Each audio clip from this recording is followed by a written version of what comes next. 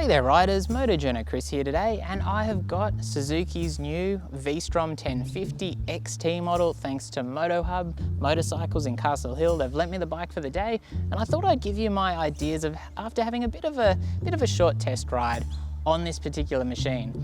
So Suzuki's V-Strom 1050 was introduced in 2020 with Euro 5 compliance and became a 1050 in name, despite retaining the existing 1037cc capacity. With power nudging just past 100 horsepower, the V-Strom also holds an interesting position in not trying to push towards 200 horsepower, while also offering some pretty amazing value in the segment. If I had to pick a word to summarize the bike, it would be utilitarian, not because it's an unattractive machine, but because it seems such a sensible choice as so many machines creep towards the $25,000 mark here in Australia. Of course, sensible doesn't really get the heart pumping when it comes to selling motorcycles, but that belies the fact this is a seriously good all-rounder, capable of plenty of thrills. The spec sheet might not jump out at you, but you should definitely test ride one all the same because you may be pleasantly surprised. The base V-Strom 1050 comes in at 18 on the road, while the XT is tested here as 21, although that doesn't include the panniers or top box you'll see fitted. There's a decent electronics package, great finish quality, and a perler of a V-twin power plant, with very different personalities depending on the mode chosen. Suzuki reckon they all offer full power eventually, but I'd definitely say if you want the full power feel, you're in A mode. Those crash bars are also standard fitment on the XT as a nice little bonus. Hill hold, slope dependent and load dependent control systems are also only found on that up-spec XT model, along with the standard LED indicators and cornering ABS. That joins the modes, traction control, ABS and cruise control for pretty decent overall electronics package, especially for the price. Now obviously the adventure theme is a huge one in motorcycling at the moment, and not just because overseas trips are off the menu for most. The V-Strom 1050 gives a nod in that direction. Rubber is road orientated off the showroom floor, but you get a 19-inch front wheel and a 17 on the rear. A 20-litre fuel tank is solid but not enormous, and travel is 160 mils at each end, although ground clearance is only 165 mils in total. That's care of the 43mm KYB fully adjustable forks and a matching shock with an external preload adjuster. Brakes are Tokico units, with 310mm front rotors and 4-piston calipers. There's a 265mm rear and 2-pot Nissan caliper joining them, and the braking system is a combined system with that cornering ABS on the XT model. Not a crazy loadout by any means, but when you ride the V-Strom 1050, it's hard to imagine why you'd need anything more. The LCD dash displays plenty of information and is highly visible if incredibly camera shy, but TFTs are becoming more the norm these days. That does mean no mobile syncing for nav and similar, but is it just me or is that a mixed blessing? I guess it depends on the rider. Adjustable levers, a light hydraulically operated clutch, adjustable screen with a simple latch, basic plastic handguards, and great comfort all ensure long trips will be handled with ease. Plus there's a center and side stand, sporty but comfortable seat, generous room for a pillion, and a great handling package for varied conditions. Of course, the V-Strom doesn't have quite the same off-road bent as the Africa Twin or BMW G850 GS Adventure, but it still has plenty going for it, with the XT well placed against those options in my mind, as long as that aligns with what you're looking for in a bike.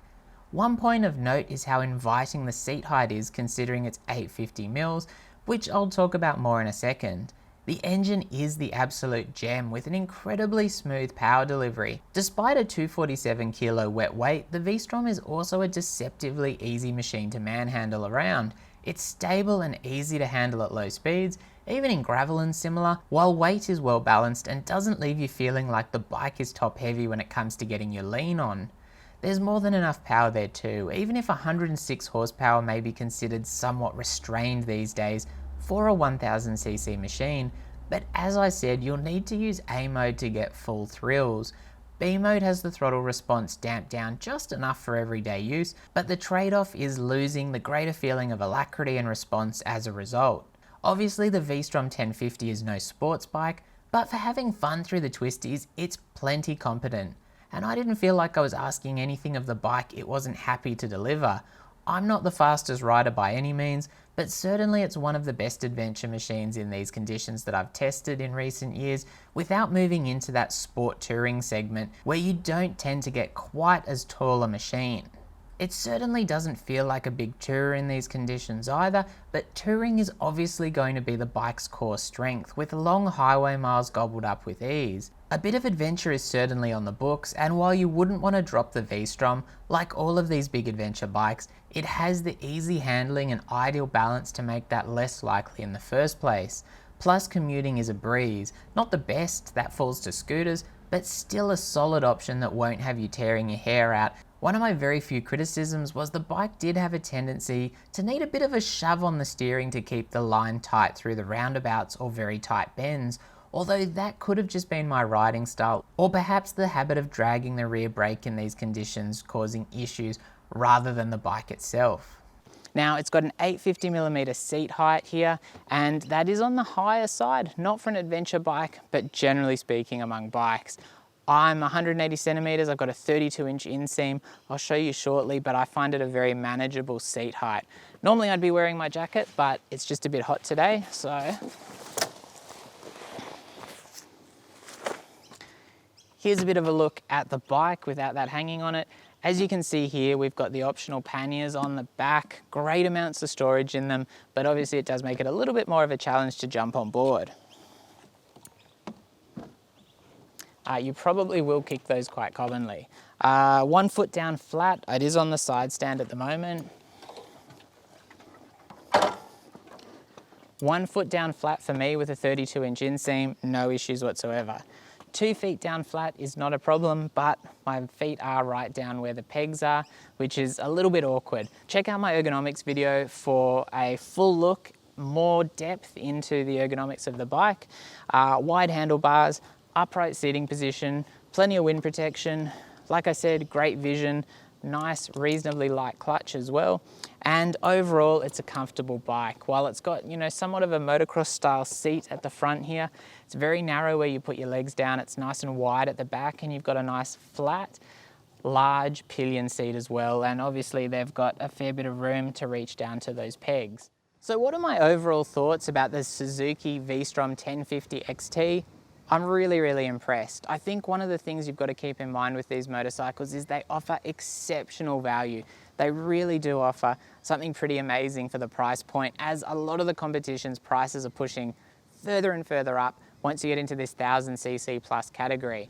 Now, obviously Suzuki's V-Stroms have always offered exceptional value, but what we can see in this updated model is that Suzuki have put all of the electronic systems that people come to expect, and some that even people probably still don't expect, onto this model, and it is definitely a bike which is going to be easy to ride. It's several bikes in one.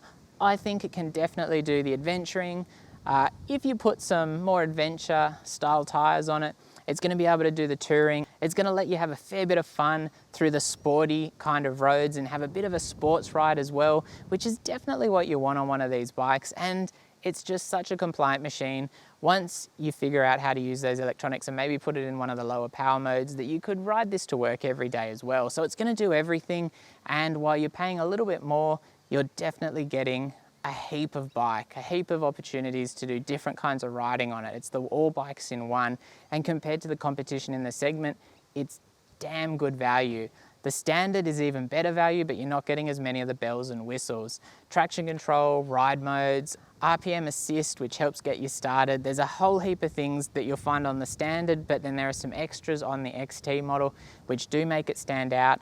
Adjustable screen, really cool to see. It's really simple, not electronic or anything like that. You just undo a latch on the front, push it up and down, good to go. There's a lot of simple things on this bike which just work, including the switch blocks, the controls of those electronics and things like that. Everything's so simple. It's a real rider's bike. You don't need a crazy TFT display because the LCD display gives you all the information that you need. That 90-degree V-twin as well, while it's definitely a little bit on the bland side in C mode, which is the low power like rain mode, Knock it up to B mode and you're getting a bit of a glimpse of the potential there, and it's plenty of fun to ride. Knock it into A mode and you've got, you've got beautiful V-twin performance. Not like super crazy V-twin like. It's still nice and smooth, not many vibrations I've got to say, but it's got the V-twin character, it's got beautiful engine braking as well. It's very, very nicely sorted on and off the throttle. There's a little bit of twitchiness in that A mode. B mode is probably the most balanced mode out of everything, and that's what I'd keep it in daily, and I'd have a lot of fun in that, and I certainly did have a lot of fun in that. But if you want to get sporty, chuck it in A mode and have an absolute blast. The brakes just go to prove that you don't need expensive Brembo brakes on these type of bikes to get good braking performance. They do the job, plenty of stopping power, combined braking system. I mean, I can't complain about it. There were no times that I really found that it was doing something that I didn't want, at least in the day of riding that I've done today. And overall, I'm really impressed with that. As far as the suspension, those 43mm KYB forks, fully adjustable, nice to see, just preload in the rear, but it's a nice, comfortable suspension system, well supported, plenty good enough for sporty riding. So you're just getting the best of both worlds there without, again, having crazy electronic suspension or anything like that. It's solid, there's adjustability, it'll do everything that you want at a great price point. Really, really impressed. Overall ergonomics, typical of an adventure bike, relatively easy reach to the ground. The bike is so easy to handle once you're moving. Very, very good in that regard, even at low speed through gravel and things like that. Make sure you're on the bike. Comfortable seat, which certainly splits the difference between the comfort at the back and that more motocross style seat at the front, or enduro style seat perhaps at the front. Nice and narrow, gets a little bit wider here where your knees are, but certainly not uncomfortable by any means. And while the tank is definitely larger at the front here and holds 20 litres of fuel, overall this bike is just a really great fun machine, great value, great performance, great overall package. I probably wouldn't go all of the luggage on the back. I'd keep it minimalistic, but that's just me. Maybe the top box. I do like a top box so that I can just chuck stuff in and walk away. The panniers obviously on this bike, these are all Suzuki panniers. They lock onto the bike, they lock themselves. Nice, easy things to get open. All you do is you use a key, open them up, heaps of storage of course, as you can see from the designs, and they look pretty hardy. If you drop these or you drop the bike on these, I don't think you're gonna have too much problem. So if you're interested in an adventure bike and you're looking at a lot of the options and thinking that they're far too expensive and very hard to justify for you, I'd recommend checking out the V-Strom 1050 XT. I'd also recommend checking out the standard version. Doesn't get the spoked wheels, doesn't get some of the fancy electronics, but overall it's even better value. It's 18K right away here in Australia, which is pretty crazy at the end of the day. Anyway, a big thanks go to Moto Hub in Castle Hill for lending me this V-Strom 1050 XT for the day. Really, really impressed by the bike, and of course, really, really grateful that they could do that for me. As always, if you've enjoyed the video, let me know your thoughts down below. If you would like to support the channel, hit that notification bell. As always, stay safe out there, and thanks for watching.